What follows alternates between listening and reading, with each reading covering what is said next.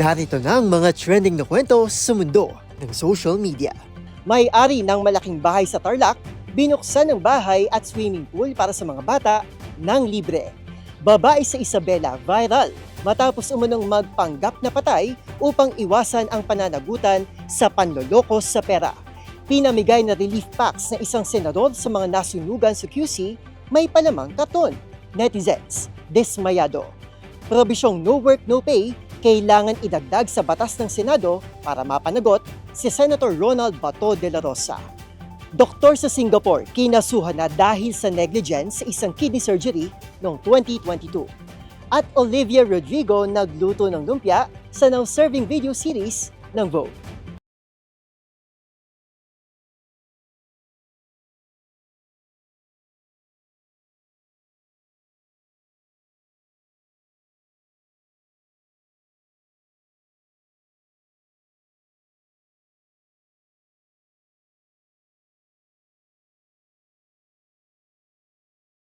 Iba't ibang mga nagva-viral na kwento na naman ang ating pag-uusapan.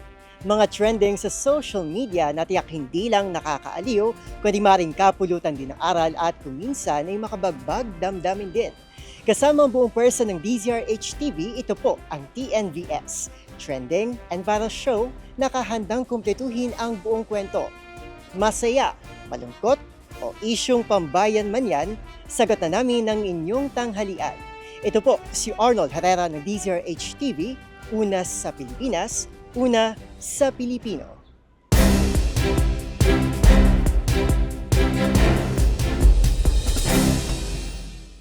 Para sa ating unang trending story sa tanghaling ito, good vibes muna tayo. Umani ng papuri online ang isang babae na may-ari ng malaking bahay na ito sa Tarlac. Ang kanya kasing gate kusang nagbubukas para payagan ng mga bata na nais maligo sa kanyang swimming pool ng libre.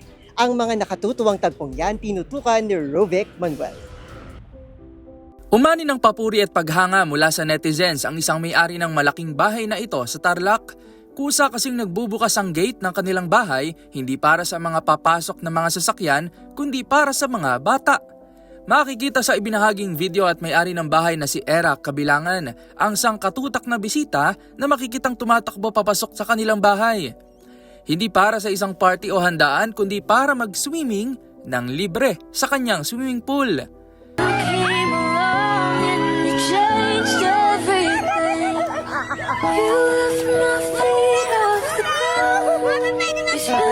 Makikita rin sa video ang excitement ng mga bata na makita si Era kung saan ang ilan ay napapayakap pa nga tuwing siya ay makikita. Kwento ni Era, madalas umano niyang nakikitang nagkukumpulan ng mga bata na ito sa labas ng kanilang gate na naghihintay at ang tanging request lang daw ay ang makiswimming sa kanilang pool. Bagay na hindi naman ipinagdamot ni Era at ipinagamit niya ito sa kanila ng libre at tila naging paboritong tambayan na nga ito ng mga bata. Sa isang video, makikita pa nga na tila hindi lang swimming pool ang naging paborito ng mga bata, kundi maging si Era mismo, kung saan ayaw pa nga ng mga bata na umuwi o mawalay kay Era. At kung hanggang dito lang talaga, hindi pa papayagan hanggang Ayon dito, kahit hindi ito ang mga magulang ng mga bata, ay parang ganun na lang din daw ang natatanggap niyang pagmamahal sa mga ito. Dahil dyan, maraming netizens ang humanga sa kabutihang loob ni Era dahil sa pagbibigay nito ng simpleng saya sa mga bata. Para sa karamihan, patunay ito na hindi kailangang magarbo ang pagtulong at minsan sapat na ang pagbibigay ng pagkakataon sa mga ito na magsaya at maranasan ang simpleng mga bagay na minsan nilang pinangarap. Para sa DZRH TV, ito si Rovic Manuel, una sa Pilipinas, una sa Pilipino.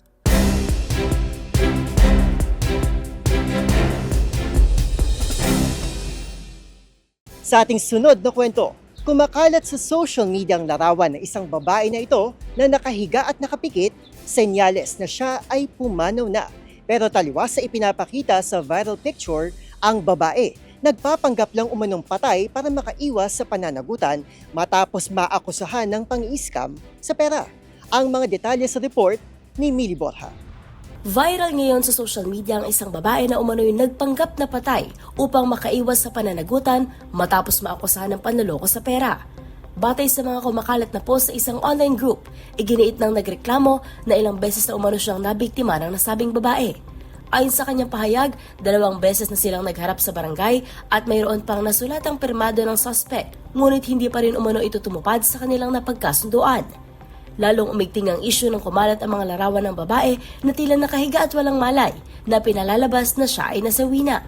Gayunman, may mga screenshot ng pag-uusap na nakitang aktibo pa umano ito at nakikipag-chat kahit ipinagkakalat na patay na. Makikita rin sa ilang mensahe ang pagbabanta ng nagreklamo na ipakakalat ang mga larawan ng babae kung hindi ito tutupad sa obligasyon. Samantala, iginiit naman ng kabilang panig na may kasunduan silang pagbabayad sa itinakdang petsa. Dahil dito, maraming netizens ang nagduda sa umano'y pagpapanggap at pinuna ang paggamit ng maling impormasyon upang takasan ang responsibilidad. Sa ngayon, wala pang opisyal na pahayag mula sa otoridad kaugnay ng insidente, gayon din mula sa babaeng inireklamo. Para sa DZRH TV, ito si Mili Borja, una sa Pilipinas, una sa Pilipino.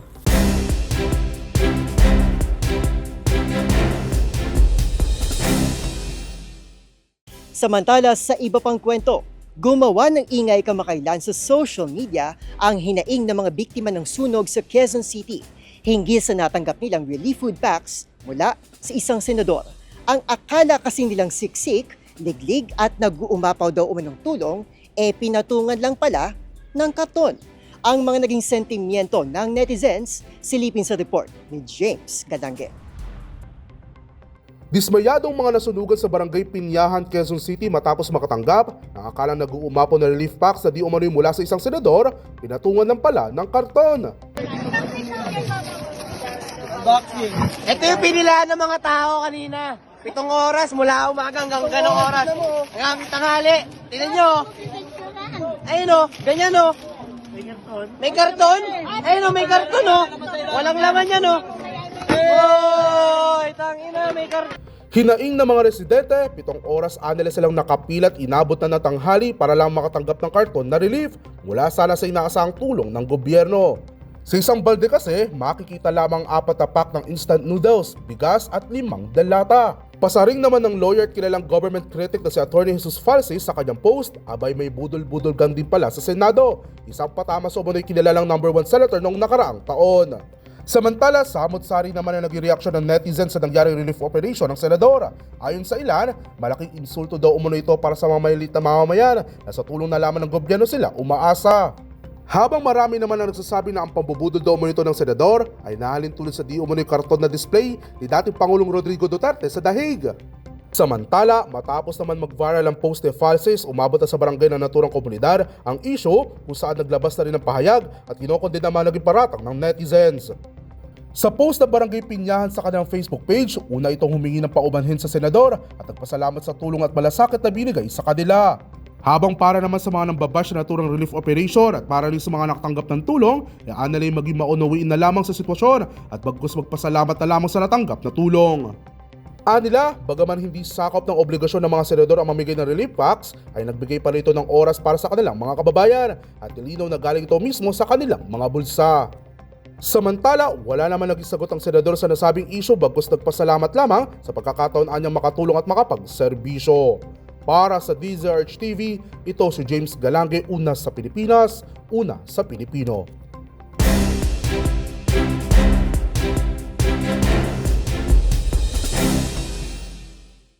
Sa ating sunod na istorya, no work, no pay. Sa gitna ng masalimuot na estado ng ating lipunan at ekonomiya, malaking problema para sa ordinaryong Pilipino ang pulisiyang ito na maski isang araw ng sahod ay isa ng malaking kawalan. Pero tila lusot dito si Senator Ronald Bato de la Rosa na mahigit 4 na buwan na ang lumipas mula nang huli itong pumasok sa Senado. Kasunod ng ugong na may arrest warrant raw ito mula sa International Criminal Court. Kung bakit, alamin sa ulat na ito. Nobyembre pa nang huling magpakita sa Senado si Senator Ronald Bato de la Rosa. Kasunod dito ng ugong na may inilabas na umanong arrest warrant ang International Criminal Court laban sa kanya kaugnay na madugong Duterte drug war.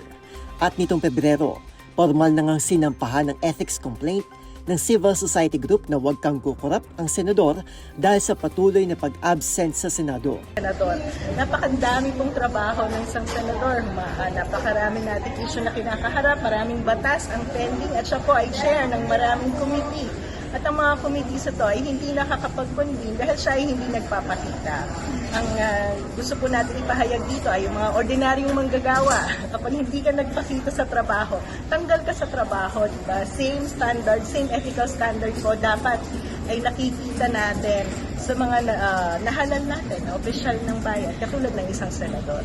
Pero babala ni Senate Ethics Chair Senator J.V. Ejercito, mataas ang posibilidad na mabasurang reklamo lalo't wala anyang nakasaad na probisyon sa batas ng Senado na no work, no pay. Pero pwede itong amyendahan bago maisulong ang karampatang parusa laban kay De La Rosa. Pabor man ang ilan sa panukalang amyenda, may nangangamba rin sa pagtupad nito, lalo't sila ring mga senador ang maaapektuhan kung kanila itong gagawin. Samantala, pinabulaanan din nito ang aligasyong pinagtatakpan umano nila ang kanilang kapwa mambabatas. Hindi man sumisipot sa Senado, mapapansin namang tuloy-tuloy pa rin ang pagpo-post ng senador sa kanyang official Facebook page. At nito lang March 13, nagpadala pa ito ng liham kay Senate President Tito Soto para hilingin na magamit ng kanyang pamilya ang Senate Mansion sa Baguio, pero agad ding tinanggihan dahil sa ongoing repairs sa mansyon. Para sa DZRH TV, ito si Arnold Herrera. Una sa Pilipinas, una sa Pilipino.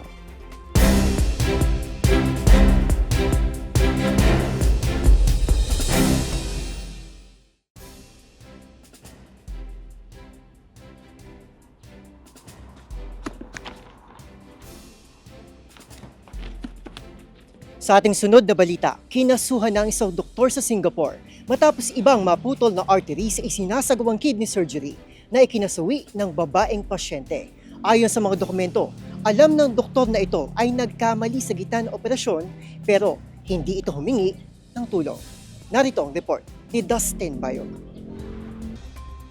Sinampahan na ng kaso ang isang doktor sa Singapore matapos ito magkamali sa isang kidney surgery na ikinasawi ng isang 63 years old na babae.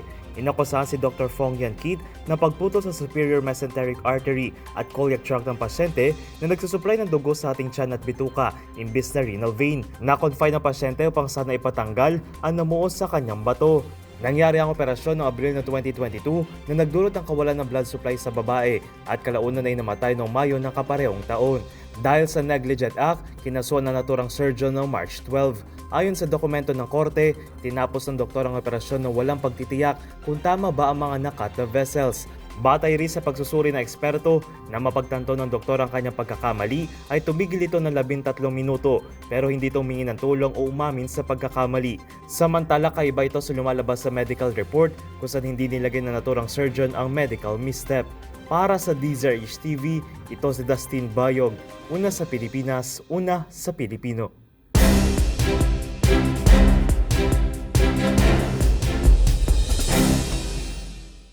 At sa mundo naman ng showbiz, proud na ibinida ng pop star na si Olivia Rodrigo ang kanyang Filipino roots sa now-serving video series ng Vogue.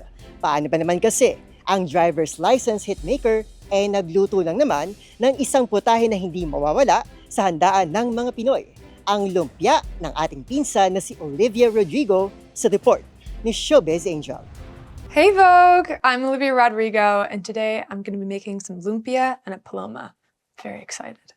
Dinala ng film pop star na si Olivia Rodrigo sa Vogue Kitchen ang paboritong isyaron i-take out ng mga Pinoy tuwing may handaan, ang lumpia. Bukod sa giniling na manok at lumpia wrappers, ilan pa sa mga sangkap na ginamit ng mga awit sa kanyang chicken lumpia ay carrots, onions, parsley at garlic powder. I'm really bad at chopping vegetables. I'm an okay baker, but cooking is really hard for me because I have terrible cutting skills. Bilang panulak naman, ang inihanda ng driver's license hitmaker ay isang paloma cocktail.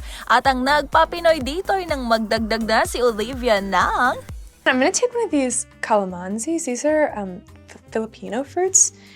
Pero maliban sa ginawang lumpia at paloma cocktail, ang pinaka nagpasaya sa fans Olivies ay ang kumpirmasyon mula kay Olivia na may isa-serve din siyang new album. I think in this album, I really wanted to write about love, which is the most broad topic ever. I kind of set out making this album like trying to write a sad love song, and I hope that I did it, at least in a few. Yeah, but anyway, let's fix this. Kung matatandaan, Oktubre taong 2024 nang dalhin ni Olivia Rodrigo ang kanyang Guts World Tour sa Philippine Arena na kanyang first ever concert sa bansa. Para sa DZRH TV, ito po ang Showbiz Angel, una sa Pilipinas, una sa Pilipino.